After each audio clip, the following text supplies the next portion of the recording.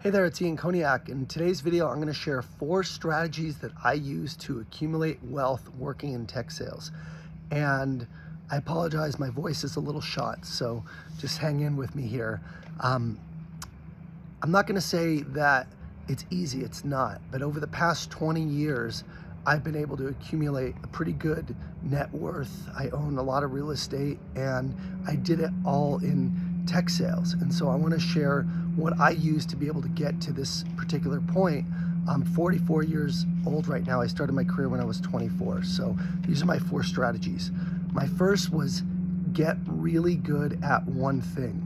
For me, I see a lot of people that dabble. They're trying to do side hustles. They're trying to do a lot of different things to make money, but I didn't do that. Instead of worrying about other things, I said, how can I use sales as a way to earn wealth and live the life of my dreams? So I committed my entire career to getting really, really good at sales. And I actually didn't start my own business or coaching until a few years ago. So the bulk of my life was always about getting good at really one thing. In other words, make the main thing the main thing.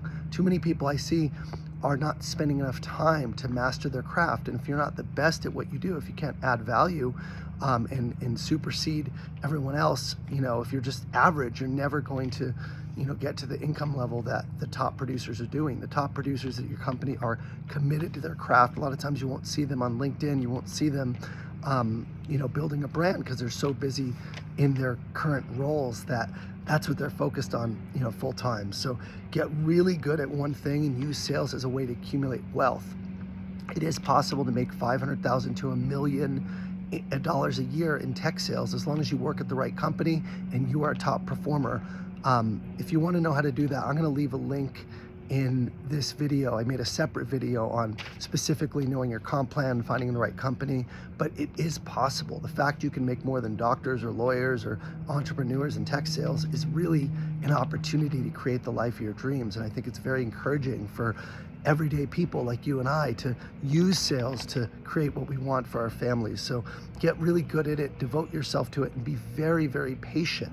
It took me 20 years to get to this point, and I was not living like this only really until a few years ago. So that's my my first tip is make the main thing the main thing. The second thing is live within your means. You see, I know a lot of people that maybe they're making 100,000, then they get to 200, then 250, and as their income grows, their cost of living also grows because they're house poor. They might buy a big house, they might buy a fancy car and nice clothes. I didn't do that. I didn't adjust my lifestyle until I was able to actually have enough where it didn't matter anymore. In other words, even me buying this house doesn't make a dent for me because I had purchased real estate and then moved that real estate over to this house. So the mortgage wasn't crazy, even though the house value was a lot more than what I sold. So I bought this place when I could afford it, when it wasn't going to break the bank. And so the key is, again, always live within your means based on where you are at that point in time. So when I was making 200, 250, my lifestyle was very, very consistent. And then when I started making that 500 to $1 million, I still had the same lifestyle. And all I did is I changed my house that I lived in. And that was the only expense that changed. I didn't go and start buying fancy things or traveling to crazy places. I really didn't start doing that until, I owned a business, which I'll get into later. But I see so many people that are increasing their income and then they're joining country clubs or they're playing fancy golf, they're buying nice clothes, and it's like they have no money to invest. And that's principle number 3 is passively invest every single year because of compounding income, compounding interest. If you're investing, when you start investing, if you're 23, 24, and you're doing it for 20 years, consistently investing, that money's gonna grow and grow and grow, and you don't even touch it. But if you're not living within your means, then you actually won't be able to have that nest egg. And I literally have someone, I'm not gonna name names, but they're financially struggling right now, and they do actually very, very well. They make north of 500K, and it's just sad for me, and it's hard for me to see that, but their cost of living has gone up so much, and they've spent so much money that they haven't had those savings where they can accumulate the wealth that they want. So you always want to be passively investing. That's number 3. So when I say passively invest, my 2 preferred investment vehicles are index funds, which, if you don't know what an index fund, it's basically a fund that mirrors a market. So you could have an index fund around the NASDAQ or an index fund around the S&P 500, but it takes essentially all the stocks that are in a fund like the S&P, and it matches. So your performance of that fund is going to match the performance of the market as a whole, as opposed to betting on individual stocks. Because if you bet on individual stocks, you might get lucky, but you also might not.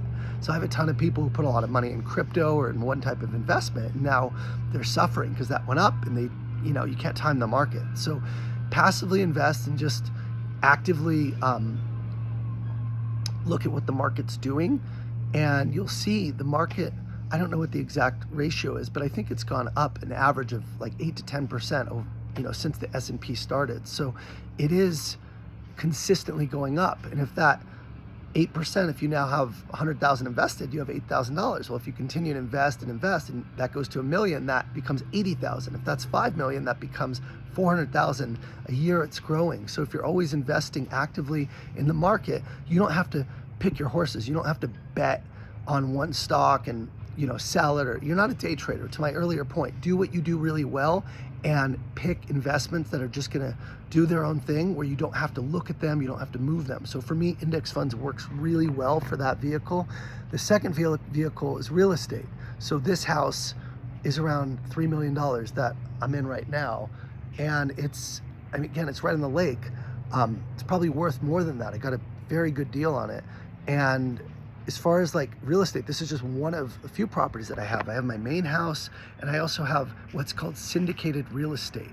Syndicated real estate is if you're a part owner. I think there's companies like Fundrise or shared ownership where you can be a part owner in real estate. So you don't have to necessarily come up with all the money on your own. So I own real estate in Texas. I own real estate in apartments in Hermosa Beach. I'm part of a group of owners that make investments into shared, developments, shared multifamily developments. And so that for me has been great, because I'm not, again, a developer. I don't know what to look for. I don't know to find the deals. So for me, passively investing in my own real estate and syndicated real estate and in index funds is a way where I can set it and forget it and keep making the main thing the main thing. You see, the best strategy for wealth that I can ever tell you is like, earn your wealth through your main thing. Okay, if you earn your wealth through your main thing and just keep investing it, then the wealth is going to grow on its own, which is, again, it's like the thing most people don't get. They're trying to make money and find like the shortcut on the side. How about putting in the long work and getting really good at skills that you can take your whole life? That's the thing that I recommend, versus trying to find that side thing right now. Put your money to work and get really good and just continue to invest every single year passively. That's number 3.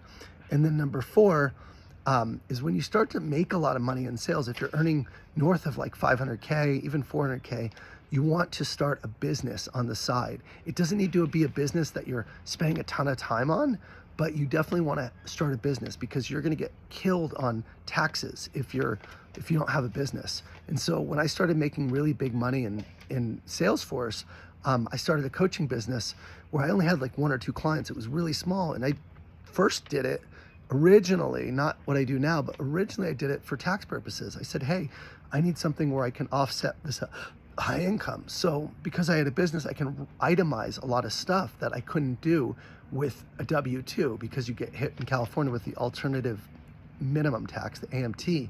Well, whereas a side business, I could take all my expenses that qualified, put that towards the actual business, and instead of getting taxed, let's say, I'll just give you an example for this business, okay?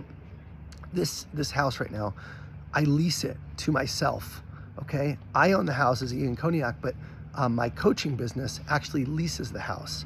And the lease is $20,000 per month, okay? So that's $240,000 per year.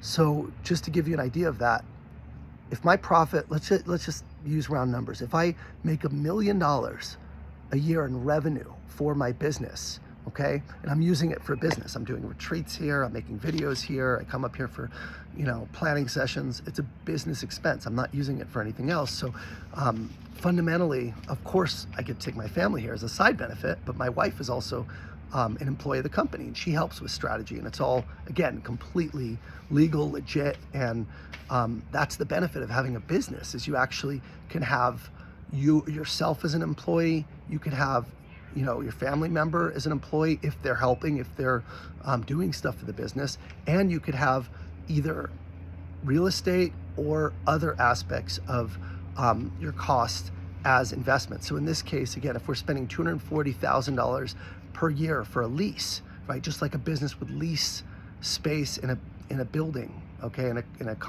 a industrial park or office building. We're leasing this space for ourselves and for running events. And for that particular expense, if I made $1 million in revenue, my taxable earnings on the $1 million now is $760,000, because I take the $1 million that I earn, back out the 240, and that's $760K. That's taxable. Well, if I give myself a $200,000 salary and my wife a $50,000 salary, that's $250. Now that $760 goes down to $500. You follow me? Because we're employees. If I have a pension, okay, if I have a pension that I'm putting $200,000 to, now that $500 goes down to $300,000, okay, and on and on. So the goal, again, is to reinvest the revenue into again, the expenses, to keep your operating expenses low for your business, and then you're not paying taxes. Because if I had, I'm still paying taxes, but I'm not paying taxes on $1 million, right? I'm paying taxes on 300 in this example. I'm making up numbers. These are all fictitious numbers, but you get the point. I'm trying to make it, the lease for the house is an actual number, but the revenue is actually much higher than $1 million. So what I'm trying to do is I'm actually trying to spend more on things that are actually really helpful for the business, like having this place, which we'll do for retreats, really helpful for the business, helpful for my brand, helpful for so many different things.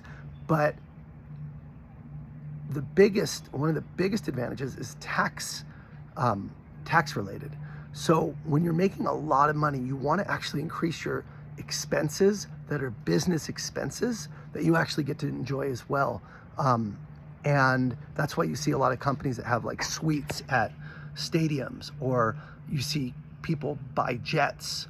The business is paying for all that, just like the business is leasing this house. And so if you're making north of 500K, you have to have a business. Okay, it could be a real estate investment business, it could be a coaching business, it could be selling courses, it doesn't matter what it is. But by you having a business, you get to defer a lot of your expenses towards that, versus an employee, 50% of your commissions are gone before you ever see it. It's crazy.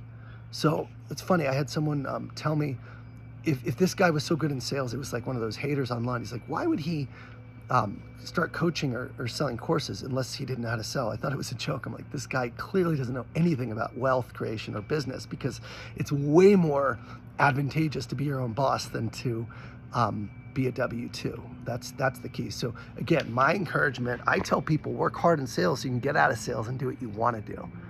That's freedom. Okay, I'm still working really hard right now, don't get me wrong, but it's what I want to do versus working for the man and getting my quota raised every year, and just the chaos and the roller coaster, which is sales. And my point in really making this video is go really hard now in sales, do your best, be laser focused so you can live the life you want and not have to be in sales, unless you want to be in sales. But I don't see many people that are 60, 65, 55 still grinding it out. It's exhausting. Most of the people, the profile in sales you see are people in their 20s, 30s, 40s. It's you get to a point where you just can't do it anymore. And at that point, it's what are you going to do? Well, unless you've created wealth, unless you've saved up enough money, you're going to be forced to continue doing it. And if you don't want to be there, that's not a good situation. And so again, having a business lets you get a lot of write-offs. It is a great strategy to do when you start really cracking into that 500K to $1 million. So If you want to know how to make, again, 500 million in tech sales, I'll leave a link. You can watch the video, take a look, and hopefully this helps you. But those are like the tactical strategies that I use. Again, number one, make the main thing the main thing. Number two, live within your means. Number three, passively invest consistently. And number four, start a business. Hope this helps everyone. Take care.